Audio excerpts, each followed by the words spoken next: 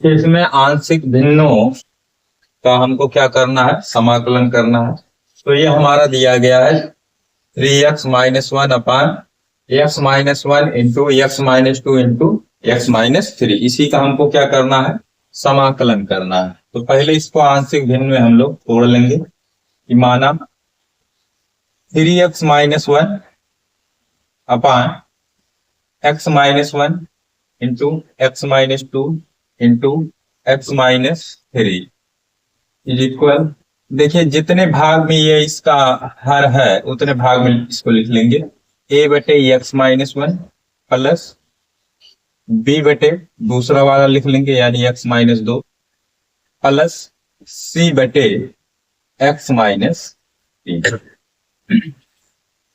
अब हमारा 3x-1 इसके बटे, इसको आप बना दीजिएगा समीकरण 1। क्या आ जाएगा, x-1 x-2 और x-3 बराबर, इधर एलसीएम लेंगे तो हमारा क्या आ जाएगा, x-1 x-2 इंटू x-3।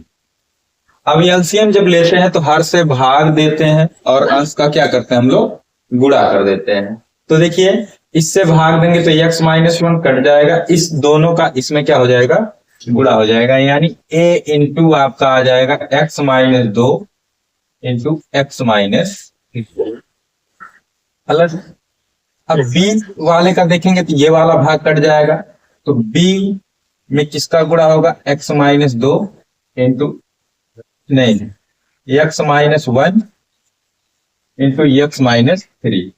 इसी तरीके से c में तो x-3 यहां पर कैंसिल हो जाएगा, तो क्या बचेगा, x-1 और x-,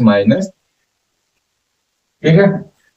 अब देखिए ये पूरा का पूरा कैंसिल हो जाएगा, हमारा बचा क्या, 3x-1 is equal a into x-2 into x-3 plus b into x-1 into x-3 plus c x-1 x-, ठीक है।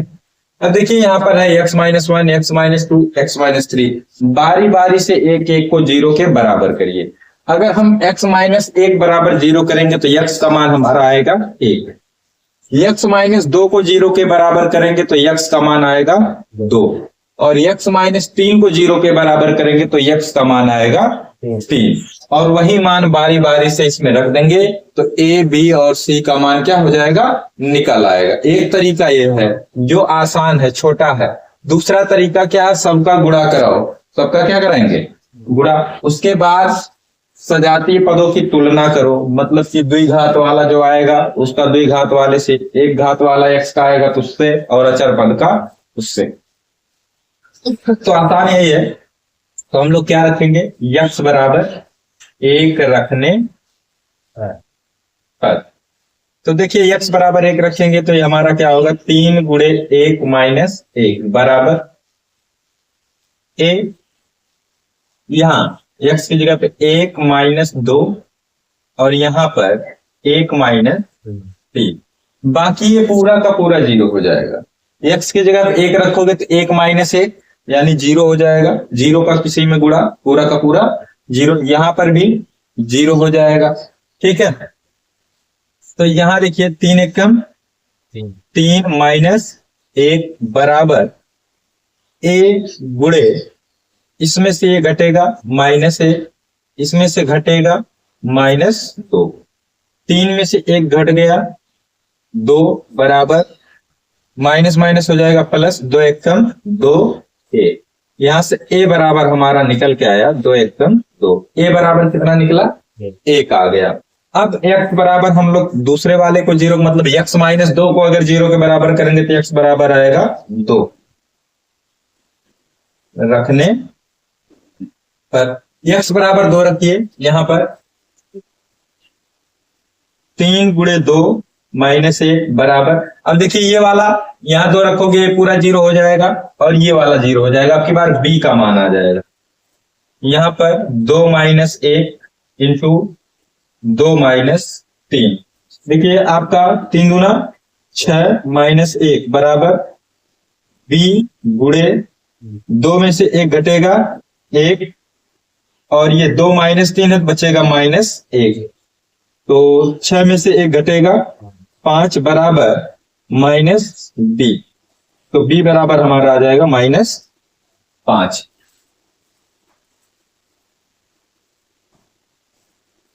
अब x बराबर तीसरे वाले को x -3 को 0 बराबर करेंगे तो x बराबर हमारा कितना आ जाएगा 3। ये रखने पर x बराबर 3 रख डालिए तो ये हो जाएगा हमारा 3 गुणे 3 -1 बराबर, अब ये वाला a वाला 0 हो जाएगा, b वाला 0 हो जाएगा, आपके पास c का मान आ जाएगा। तो यहाँ 3 -1 और 3 -2, 3 गुणे 3, 3 त्रिका होता 9 -1, c गुणे 3 में से 1 को घटाओगे 2 आ जाएगा, 3 में से 2 को घटाओगे 1 आ जाएगा, 9 में से 1 घटेगा 8 बराबर 2 c बराबर 2 चौक 8, c बराबर कितना आ जाएगा 4। अब a b c का मान यहां समीकरण 1 में रख दीजिए, a b तथा c का मान समीकरण 1 में रखने पर समीकरण 1 में रख दीजिए यहां पर, तो हमारा क्या आ जाएगा 3x - 1 upon x - 1 into x - 2 into x - 3 equal a की वैल्यू कितनी आई हुई है 1 अपान x - 1 प्लस b की वैल्यू कितनी आई है -5, x - 2 प्लस c की वैल्यू आई है 4, ये x - 3। अब इसका हम लोग समाकलन आसानी से कर सकते हैं, 3x - 1 अपान x - 1 x - 2 और x - 3 dx is equal integration 1 upon x - 1 dx, -5 बाहर कर लेंगे, इंटीग्रेशन 1 अपान x - 2 dx, यहाँ पर 4 बाहर आ जाएगा, 1 अपान x - 3 dx। तो 1 अपान x का होता है log x, तो ये हो जाएगा log x - 1 -5 log x - 2 plus 4 log x - 3, और लास्ट में हम लोग कांस्टेंट c जोड़ देते हैं, ठीक है।